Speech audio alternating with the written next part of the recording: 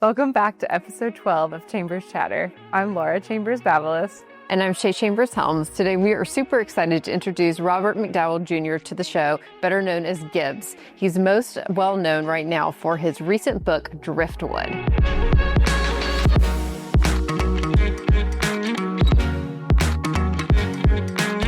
Welcome to the show, Gibbs. We're so excited to have you here. How are you doing today? I'm wonderfully well. I'm looking forward to having our chat. Lovely. Well, let's start kind of at the beginning. Kind of tell us about your childhood and growing up in Beaufort. All right. I'm Robert Gibbs McDowell Jr., call sign Gibbs. Born 11/17/53, grew up on Hermitage Road and stayed there till I moved out on my own. It was the world's best Leave It to Beaver neighborhood. Parents, kids, dogs, it was fantastic. Learned how to grow up on the river, shrimping with my daddy down in the bank, making homemade rafts and camping on Rabbit Island right across the creek from where we sit. People my age would remember a TV show with Kurt Gowdy called American Sportsman back in the 60s. Featured all these TV personalities hunting and fishing all over the world. The one I became enthralled with was Fred Bear from Bear Archery Company. So where every little boy has a bow and arrow, at one time I picked mine up with serious intent. I started hunting bullfrogs in Bo Peep Jenkins Pond right down on Hermitage Road. I've heard a lot about this pond. I didn't know there was a pond in this neighborhood. We've heard some a little stories. sidebar there. My mother was having a 6-table bridge game in the living room one time, and I came in with a sack of frogs that got out of the sink and went through the lady's legs at the bridge tables, and that did not work out well for me. I can imagine. But that love for bow hunting took me to Quebec, Alberta, Canada, Alaska. Wow. For moose, caribou, bear, back home here, wildcats, wild hogs, squirrels, rabbits, birds. I used to do trick shooting for social groups that have them throw up cardboard targets and soda cans, and if I was really on my game, and people like Termite Shepherd and Donnie Sanders, who were my throwers several times, can certify this, when I was on my game and they were 20, 30 feet away up, they'd throw up a quarter. Ding, and I'd shoot that quarter up there. Wow. That was a big part of my life, and I had a lot of great adventures with it, and it led to writing outdoor stories for outdoor magazines, Archery World, Bow Hunter, Gray Sporting Journal.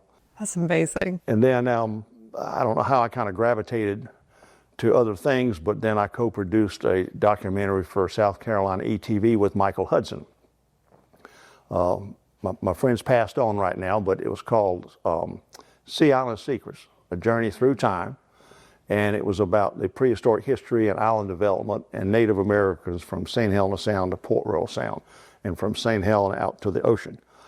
And we went all through about different types of pottery and what do you call them, shell middens, and all the history that went with that. So that went pretty well, and you can still see it on ETV if you like. So some friends said, well, you might want to try something more serious than that. I said, well, okay. And I went through a period where I was able to just not work for a while, and so I let my mind run free, and I started working on 3 novels at one time.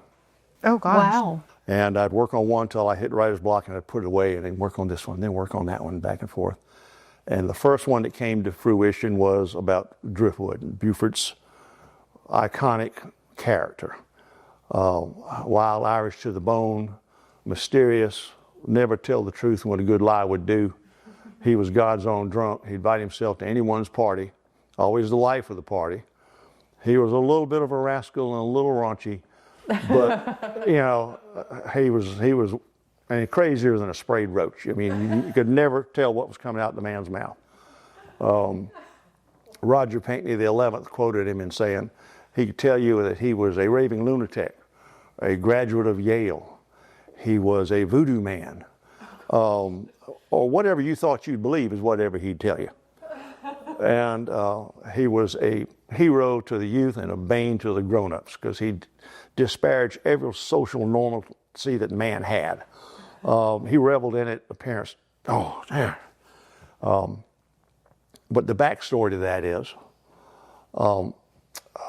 when you have a very promising life destroyed by warfare, combat, shell shock, as they called it back in the day, Driftwood, who reportedly tried to outrun Scotland Yard because he'd been a bad boy in Belfast, made his way to the States, got his citizenship, and didn't do a whole lot of really anything. But then his younger brother Edward was killed flying with the RAF at the outbreak of World War II. His next brother was killed on Christmas Eve of '41 when the Germans sunk a British submarine. Now Driftwood's pissed. He gets mad at God. He changes his religion from Catholic to Protestant, so his wife leaves him. He joins the U.S. Navy at age 34. Now, we all presumed he was shell-shocked because there was something in his eyes that whatever he was selling, we didn't want to buy. If you were to shake hands with him and have a normal conversational distance of 2 feet, 3 feet, he would shake hands with you and pull you right up to those blue eyes. So, no, whatever's in there, no thank you. So he joins the Navy. Short shot, he ends up serving on one of the most decorated destroyers in the war, the Bailey DD-492, the Battle of the Komandorsky Islands and the Aleutians, where the Americans defeated a huge Japanese fleet against 3-to-1 odds. They won a presidential citation for the crew and the boat. And then had to limp 1,200 miles home to Dutch Harbor with just 3 inches of gunwale above the board, waiting to get sunk. And Driftwood's carpenter's mate first class in the bowels, trying to repair one engine, cannon holes, dead men floating all around, burning gasoline. They fixed the boat, sent him to 18 months in the Pacific, and the Bailey is off there shelling Japanese gun posts or gun positions on every nasty place the Marines had to crawl up on. And in every instance, the boats get shot up, torpedoed, strafed, 10 dead, 20 dead, 30 dead. Driftwood survives it all. After 18 months, he cracks. We just can't do it anymore. Yeah. Sure. They send him to San Diego for some psychological help. After 8 months, they said, sorry, bud, we can't fix you. So they gave him a medical discharge, separation pay $193, pat on the back, have a nice life. So Driftwood, Beaufort's character, could have been a poster boy for PTSD when they called it shell shock, because he had it in spades. And that's what made him mysterious, a little spooky, a little erratic. But the guy came out of Ireland in the 20s with a college education. That was unheard of. Yeah. He was a really smart guy. So he was a classic example of a promising life just utterly destroyed by combat. And the way I wrote it in the story about him was that unable to deal with that. And everybody who knows somebody with PTSD or parent or friend or somebody, he just closed that door behind him, stepped into another life and didn't look back. And then that made him Beaufort's character. He got here in the 50s. I think he was probably tired of sailing by then, if you get my drift. One of his jobs was the East Coast Railroad. I think he probably made a stop or two in Port Royal back in those days. And one day he said, this looks like my place, and just hopped off. Walked to the end of the road, which was Harbor Island at the time. And set up shop there, and that's where we all knew him as we were kids. Later he moved into town and was everybody's favorite character, and all the hot drinking spots in town. He was our character. And by the 70s, age, PTSD, drinking finally caught up to him. And I think some civic group probably took care of him and sent him to the nearest veterans facility they could find at the time, which was in Georgia. And his last known address was Dublin Street, if you can believe that. Oh, wow. So anyway, he dies, no family, no friends, nobody. Yeah. That whole life shrunk down to one yellow sheet of paper.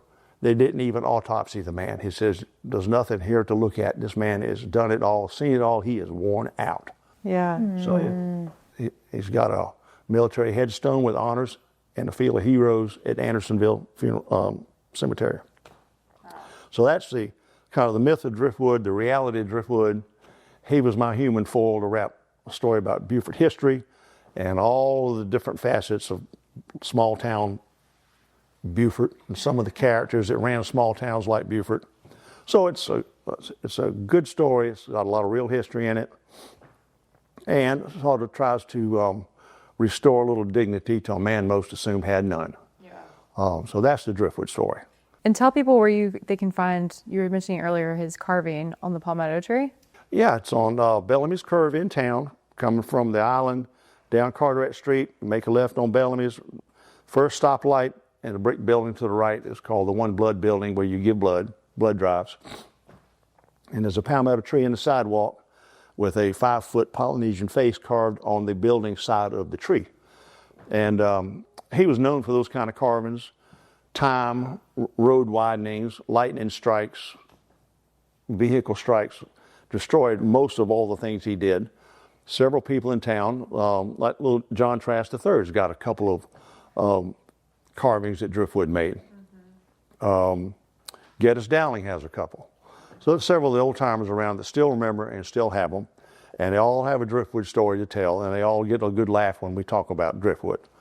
So that's pretty much him. And I ran into a film producer by way of the filming station, which filmed some pieces to 2 movies that were made locally here in the last couple of years. And Ron Boyd over there gave me a name and a number, which ran me into the writer-producer in Atlanta that's working with me on this story. So good. That's incredible. It's it is. The city of Beaufort contacted me about setting up a memorial to Driftwood. They're going to move that old tree, because if you drive up and down Carteret and Boundary, almost every palmetto tree has got nicks and dings from car wrecks and over 50, 60 years. Nobody wants to see the tree destroyed. So the tree doctor is looking at the tree to see if it's healthy enough to move, or should we just section out the artsy-fartsy piece.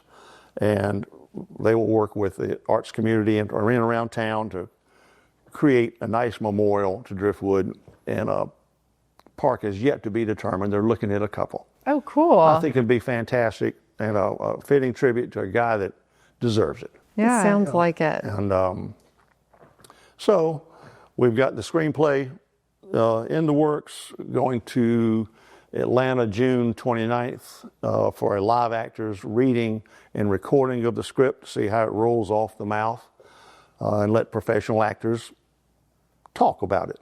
Kick it around, pick it apart. That's the next step to pre-production.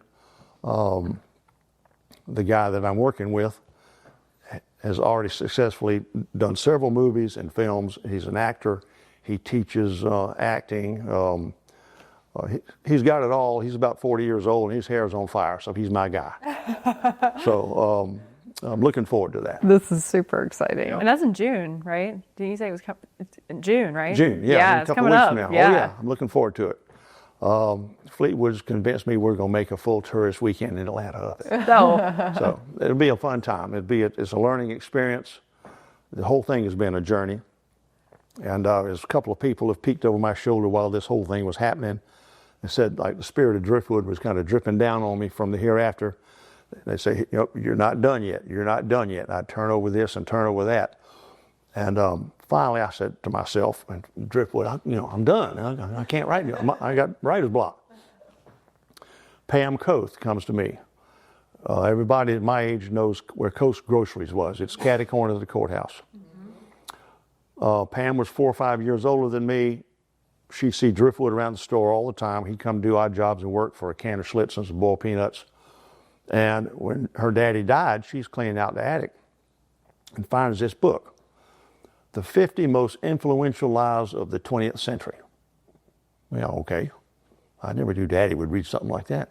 She flips it open. Inside the dust cover, the initials, H.P.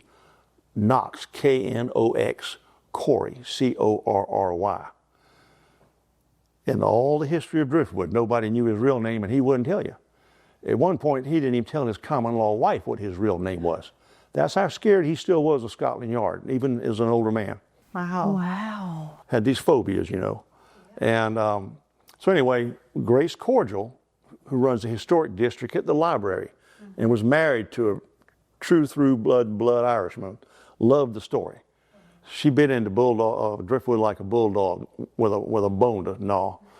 And so we knew that some people had heard the word Hugh, okay? Somebody said, well, 20 years ago, I thought I heard Patrick, okay? Where does Knox come from? Don't have a clue.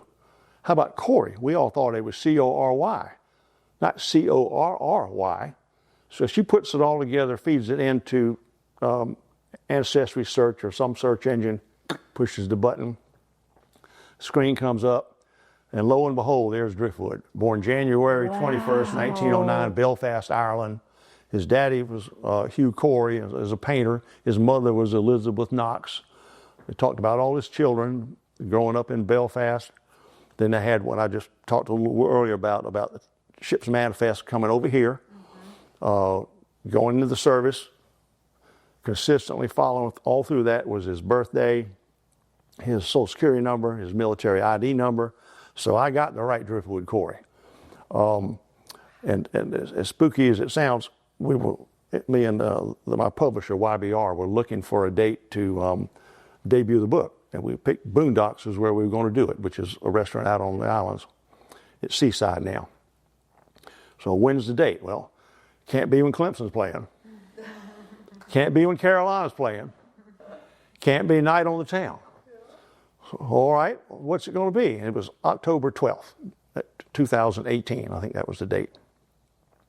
So we lock and load, that's the date. So my brain twists and turns at 3 a.m. So I wake up one night and said, what's up with October 12th? I said, well, you know, my daddy was born on October 12th. My daddy died on October 12th. Oh, wow. So I got Driftwood's file out and pulled out his death certificate. You know what day Driftwood died on? October 12th. October 12th. Oh, it gives me chills. So there was steady little drips like that. Yeah. And then when I got his military file, it took me a year and a half to do that, because if you're not family, the person you're researching has to be dead or discharged 62 years before they'll release that to a non-family person. 62 years? 62 years. Wow. And so it took me a year and a half, and that's when I got all the military history I just told you about. So now we got him from the day he was born to where he's planted. And it just makes a great human interest story. It's a great Beaufort story. I think it'd make a great story for the screen because it delves into the island folk, the Gullah, the mysteries. My Voodoo Dr. Snake, married after our local Dr. Buzzard. Yes, we got to get into that. Oh, yeah, and I actually took a real Sheriff McTeer, Dr. Buzzard situation where Ed McTeer was trying somebody on the island for some kind of a crime. Dr. Buzzard was sitting in the bleachers at the courthouse chewing the root, you know, with some concoction he had come up with, so that the witness testifying against Dr. Buzzard's interest just went numb, stupefied, couldn't answer the question, just started gibbering. And the judge says, well, dismissed. So that was a classic example of Dr. Buzzard's impact, you know, on the courtroom. So I took that piece and put it in my book with my Dr. Snake and a dirty sheriff and a dirty prosecutor and the kind of good old boy system that manipulated Beaufort, or I can't say Beaufort, towns like Beaufort. A dollar didn't move if 4 or 5 guys didn't get a piece of it. That's just the way it went. Yeah, for people that don't know, who was Dr. Buzzard back in the day? You know, a good friend of mine who just died told me his real name is Frank something or other. And I would be violating the confidence if I told you where he's buried. Oh, I didn't know that was a secret. Oh, yeah. Did you know that? No, I know that. No, the family doesn't want gawkers and camera people. And rightfully so, yeah. Dr. Buzzard had a son who picked up and followed his daddy's tradition for a while until he was killed in a car wreck. And then a third generation picked up on that for a while, and then the world grows up. And, you know, Beaufort's not just a little isolated little place anymore. But it's a great character and a real guy and part of the Lowcountry history. So is the Gullah culture that I talk about in the story, and some of the conflict between the white folks and the black folks. and how Driftwood navigated between both of them. So I just think it's a story that warms everybody's heart. I've sold thousands of copies of it. You can buy it in every bookstore in town. Graco, you can go on Amazon. It's a 5-star rated story, so I'm hoping Driftwood makes the big film. And here's to you, buddy. Oh, love that.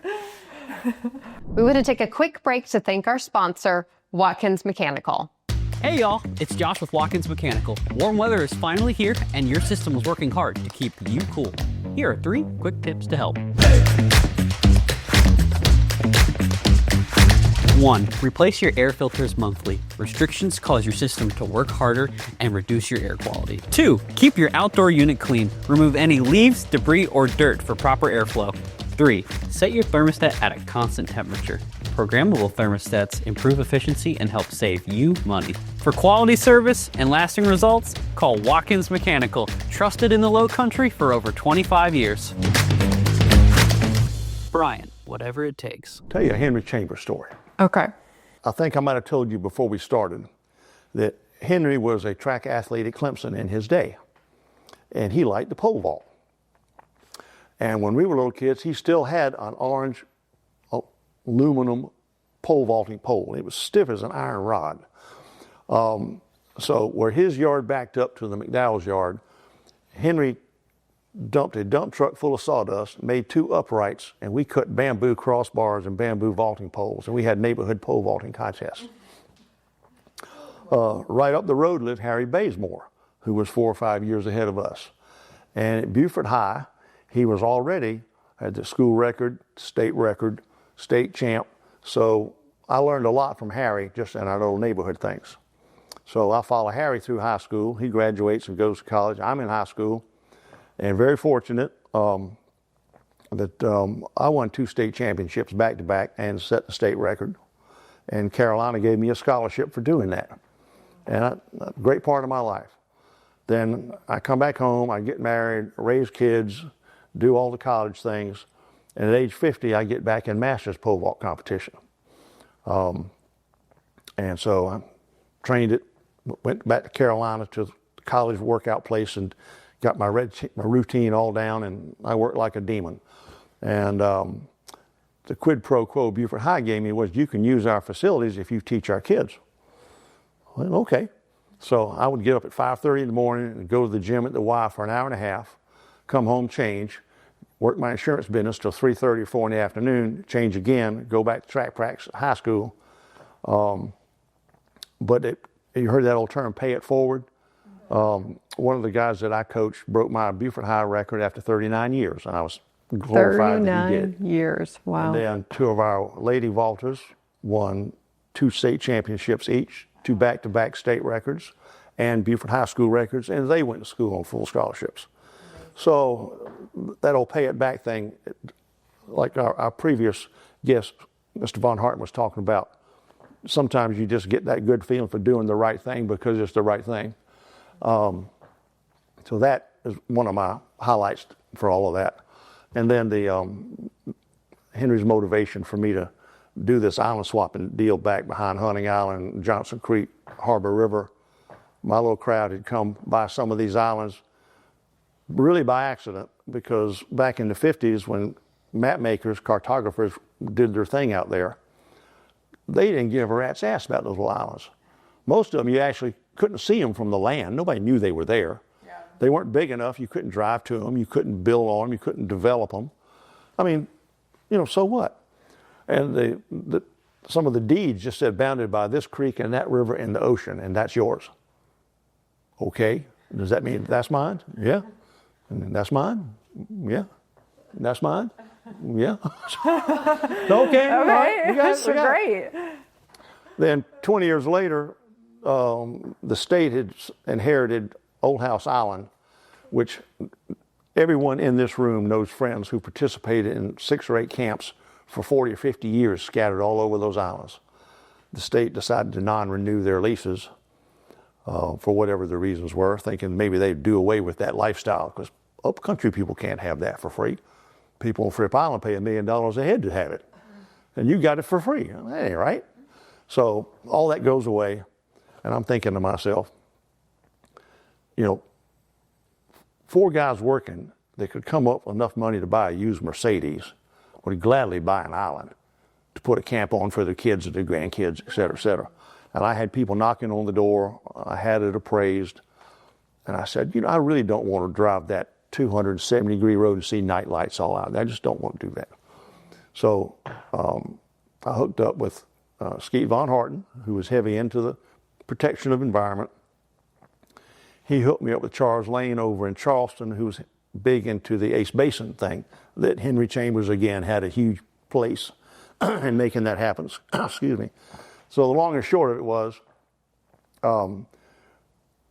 the preservation umbrella has many fingers. One of them is Hunting Island. So after all the paper pushing was done, Hunting Island got control of those islands and let their boundary from the highway all the way over to Harbor River and everything in between, except our camp. We cut a donut hole out for ours. So I felt good about that. Yeah, that's amazing. So a little preservation thing, a little writing thing, good things. Never made a lot of money doing any of it, but I had a hell of a good time. That's most important. Got 2 great kids. Bo McDowell is a wildlife photographer and explorer in Jackson Hole, Wyoming. Ashley here in town's got 2 beautiful girls. I'm proud of both of them. And I'm married to Fleetwood Bradshaw, which keeps me in trouble or out of trouble, depending on where she happens to be at the time. Take it back to just kind of some random Beaufort stories that I know you probably know really well. Tell us about the light out on Land's End. Oh. Yes, we would all go to Fort Fremont when it was still a ghostly place. And we would have a couple of beers, and then we'd go sit under the oak tree beside the Land's End Road and wait on the light. And it was curious because you could sit there and don't talk. You say anything, it won't come. Dead quiet. Then it looked like a mile down the road you see a faint little yellow, a white light, and it would get closer and closer and closer. And one of the girls would giggle and he'd go off. Don't do that. 5 minutes later, the light comes back on. Comes on, comes on, comes on. We try to ease out of the car without slamming the door so we can get a better look at it. It's coming, it's coming, it's coming. And then all of a sudden the car would come the other way and it's gone. We were too scared to get out of the car. 4 or 5 guys and enough beer, you're True, not scared, invincible. Lots of stories about that. One of the island's earliest sheriff's deputies, Ezra Brooks, I think was the first black deputy on the islands. Big guy, 6'8", 300 pounds, big old 428 police interceptor. You've heard that song, "Don't Give No Lip to Big Bad John." Well, you didn't cut no lip with Ezra. Anyway, he told Glenn Kilgore, who's one of my friends, whose daddy developed Fripp Island, they've seen the light numerous times, that Ezra chased the light one night at 140 miles an hour. It stayed right in front of his bumper. Said, no matter what, he said, I'm not going to kill myself chasing that light. But there's all sorts of stories like that. And reportedly, you always hear about the headless lamp man looking for his head rolling down the road, or some such story as that, or the sorry or aching widow's heart looking for her lost sailor with a light offshore. And, I guess that's as good an explanation as any. But I don't buy swamp gas. Swamp gas doesn't run 140 miles an hour. No. And it can't hear you say, shh. So I forgot about the part where you have to be quiet. Yeah. That slipped my memory. Yeah. Yep. So the light's still out there. It's harder to see because there's too much traffic up and down the road anymore. Gibbs, what do you think what is it within you that's created of such a passion for you to keep these stories alive? Irish blood. Yeah. My daddy was a good storyteller. I viewed the world through the prism of an empty Budweiser bottle many a time. And come up with some stories. If you live hard and play hard, you're going to have stories. Yeah. There's a story that me and Addie Deloach blew termite shepherd out of the back of a TR-6 at 140 miles an hour going across the Harbor River Bridge. There's a story of me and Burger Trask getting blown up in a boat, gasoline explosion here in Battery Creek. We used to dig holes in the ground and set traps for Joe Chambers, and then the housemaid Sarah would come chase us with a stick. We have to get Joe out of the hole. Oh, God. I'm sure Joe didn't deserve it at all to be in a hole. No. Never. You know, we had these huge oak trees in the backyard, and tree guys tell me they're like 500 years old. And when you're 10 or 12 years old, we could climb all the way to the tippy top waviest thing, and from there you could see the Ladies Island Bridge. Wow. And the tree was festooned with fox grapes, and we'd sit up there like raccoons and stuff our faces with fox grapes. We built two neighborhood forts in opposite trees, and we'd have slingshot fights with acorns. And you know, we had a real Leave It to Beaver neighborhood. It was a good thing. I remember there's a pond right up the road here from where this house is. It's a cleaned up pond now, but it used to be a saltwater pond. It fed to the creek. Mm-hmm. And it was always full of fiddler crabs and sometimes blue crabs. Well, one time we found a dead possum that had been run over in the street. So we threw him in the pond so the crabs could have him. And then a couple of days later, I show up at my parents' house with a bucket full of nice big crabs. And Daddy said, "Son, where'd you get those nice looking crabs?" "Oh, I caught them in the pond." He said, "Well, he steam them up. We're sitting there eating crabs." He said, "Well, how'd you catch them?" "Well, they were eating on this dead possum I threw in." Oh, God. You can imagine how that went. Did y'all get sick or really okay? Oh, no, I think Mama and Jane lost their lunch. I think the crabs didn't care. Yeah, no, they were I'm happy. sure they did not. They were happy. That's what crabs do. Yeah. You stay out there too long and the crab will eat on you too. But there's also the down the river jokes. When Glenn Kilgore and I and my partner too were working in Otter Camp at Johnson Creek, the place was uninhabitable. It had rats and things in it. We were tearing it down and rebuilding it. So we had to sleep in the yard. And it was cold. We had a fire. And every boy that grows up in the South camping knows you don't sleep on the downwind side of the fire. And there were 4 of us. Somebody was going to get unlucky. And 3 of us laid out our sleeper bags. The 4th guy had a little cheap Kmart bag that was a summertime bag. And it was like 35 degrees and howling. So he gets up in the middle of the night, grabs a piece of polyethylene off our lumber pile, and wraps his sleeping bag in the poly Gosh. to break the wind. So we get up in the morning, and he banked up the fire at the same time. So we get up in the morning, look around, fire's pretty much smoked out. We're shaking ourselves out of our sleeping bag, and the 4th guy over here, he's shrink wrapped like a Jimmy Dean sausage. And we could not stand it. It was just too much. So we started rolling him around with our feet in the yard. He was hollering and screaming. The dog looked at him and, "What are you?" Oh, my God. Dog peed on him. No. Y'all might edit that out. I don't know.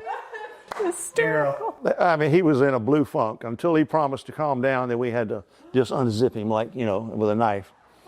He never did come back. I wonder why. That is hysterical. Older people remember Junie Levin and Ned Brown and Jack Woods. They had a camp on Capers Island. They called themselves the Capers Island Cats. And they went down there just about every weekend. And, the new guy would always like to go with them, because how bad can it be? You just step in somebody's boat, you go down, you catch fish, they feed it to you, give you a place to stay. When you come home, you step out of the boat. You haven't done anything but have a great time. Works well. So the new guy's down there, and admits he's deathly afraid of snakes. So the cats tune in on this. So they start ribbing him about rattlesnakes. Well, you drink all night, have a greasy fish supper, you get up in the morning with black coffee and a sweet roll, you get nature calls. So this guy said, I got to go to the crapper. And so they said, watch out for snakes. So the plan is hatched. So this guy trundles out to the outhouse, and it's not like a sit-down toilet. It's just a plywood hole over the hole in the ground surrounded by the little shack. Yeah. So Jack Woods gets a coat hanger. He straightens it out, puts a little hook on the end. He goes behind the outhouse. When he hears the appropriate sounds coming out of the outhouse, he slides it through a crack in the wall and finds his target and goes, yank! Oh. The guy screams, "Snake! A snake bit me in my ass!" And with his pants down around his knees, he knocks the door flat to the ground, and everybody's rolling, howling on the. You got to have a sense of humor. You have to. You have to. And I feel like it's so sad. I feel like kids these days, they just don't have the opportunities to have the stories that you guys had growing up. As a kid down here, it's amazing what you got away with, that your parents would be in jail for child abuse. Now, really. I mean, my dad grew up on the point, and he told me when they were young enough that it took 2 boys to row the boat, one side by side, one on each oar. It was a big old wooden batteau. And their daddy would go up to, it might have been the Burton block ice house at the time. I don't know where the ice was made, but they get a 300-pound block of ice wrapped in burlap and put their eggs and bacon and all that in the boat. And they would take off from the point and take them 2 tides to get to Bay Point, bury the ice as your refrigerator in soft sand, go down to wet sand, put up their little tent or whatever you're going to do, and they'd stay for a week or 10 days. No cell phones, no text, and they just told the parents, well, we'll get back when you see us. And nobody worried about it.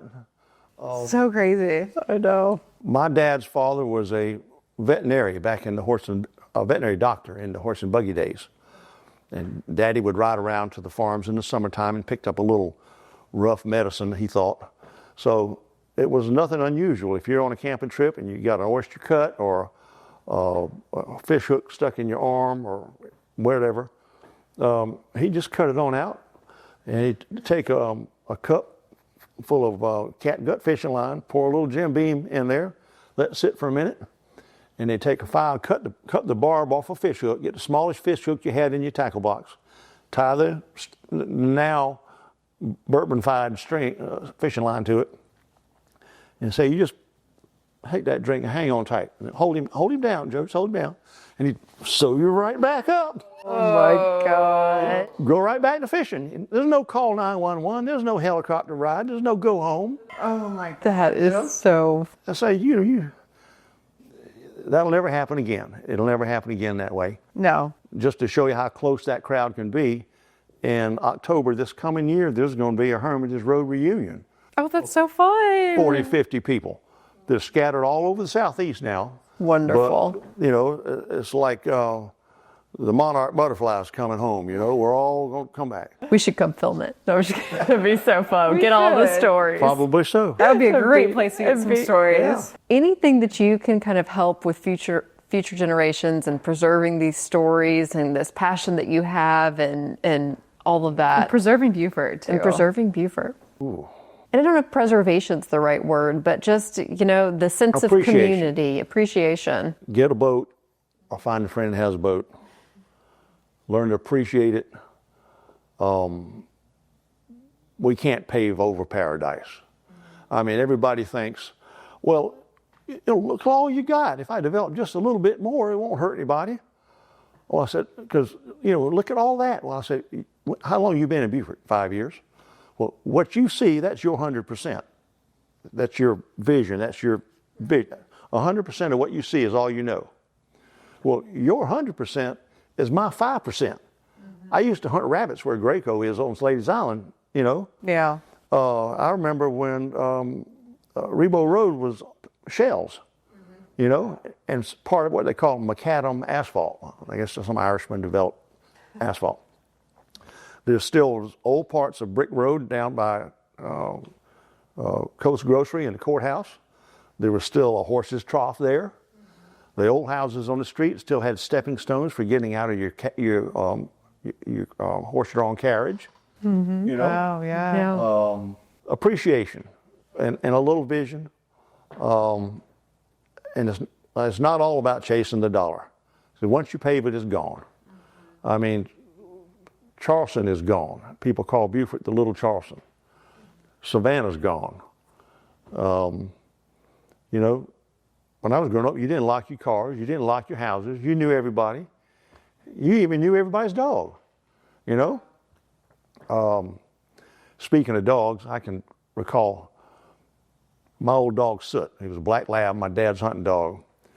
Sometimes he'd go over to the Trask house on the other side of the neighborhood and grab him a duck out of Beanie Trask yard, come back and put him in the corner by the back porch until day rise and sit there watching that duck. And when Dad would come out, he'd be so proud that he had that duck. So he'd have to go take the dog back to Beanie Trask. I'd take the duck back. Once upon a time, Daddy and company they had a camp on the Wimby River. Late afternoon shoot. It was bad weather. The duck falls way out of sight. The dog goes out of sight looking for the duck. It gets dark and it's cold and it's raining and they can't find Soot. They can't find him. Daddy doesn't sleep all night. He and Henry Chambers get up 4 o'clock in the next morning going out to find Soot. And Daddy was afraid he was going to lose his best four-legged friend. Well, it's dark. Henry comes over next door. They have breakfast. They have coffee. They get ready to do ostensibly a tough job, to go find a friend that they're going to find dead or gone. They open the door. There's Soot. And he's got that face only a lab can give you when he curls his lip up at you a little bit, looks at you. You left me way down there last night. You know you did. That dog walked the whole railroad track from Wimby all the way down to Hermitage Road. Oh my gosh. And smelled the house and was sitting at home the next morning. Oh my gosh. That is. You know, you tell me dogs don't have a soul. Oh, yes, they do. I mean, you know, I know four-legged souls are a lot better than some of the two-legged ones I know. My last one I had to put down back in January, Chester. He was 18. Wow. I found him abandoned in Eddystowe River Swamp with a bad heel, broken leg, no ID, no nothing. He came home with me, was a great dog for all these years. Lived with a neighbor, next door to a neighbor one time whose dogs were good friends. The neighbor goes missing. Unfortunately, the neighbor had taken his own life and had gone down by the marsh and shot himself. And nobody could find him. Family couldn't find him, police couldn't find him, coroner couldn't find him. 2 days later, they hear a howling. They run down there in Chester to stay with that man for 2 days. You know?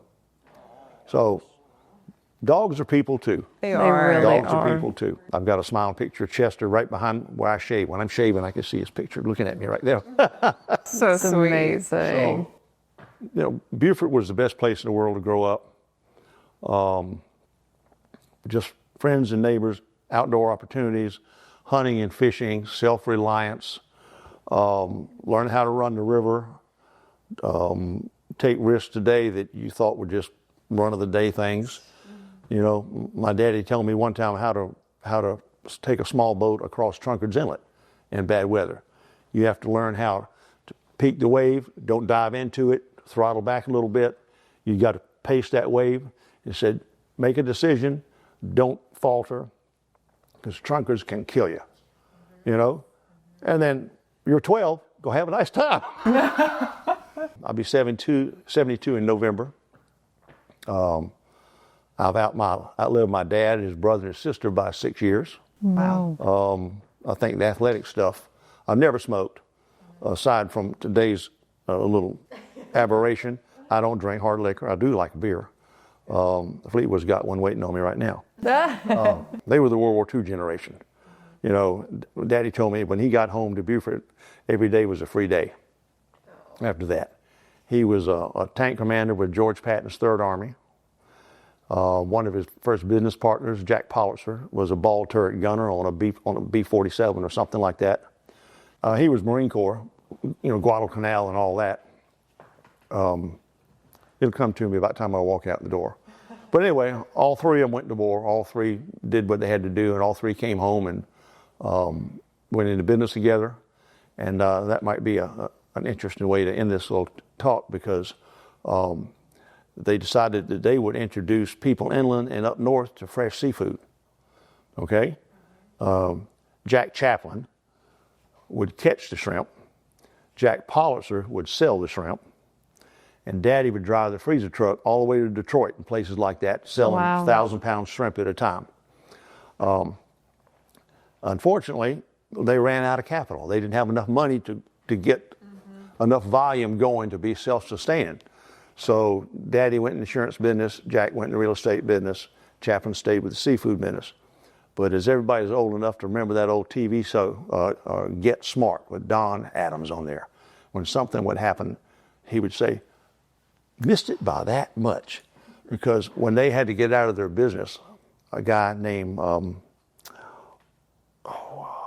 the frozen food giant, not Stoneberry, Raspberry, whatever his name.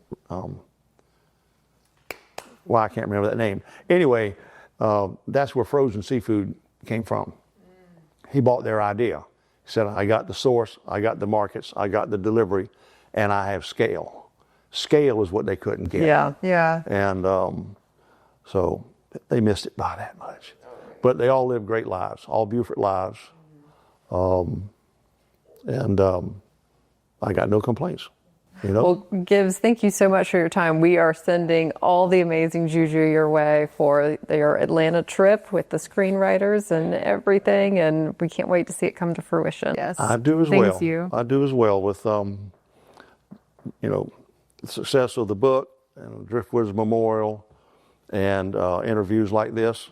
We'll continue to build some momentum to that effort, and I look forward to making it happen. There's not a lot of give up in me.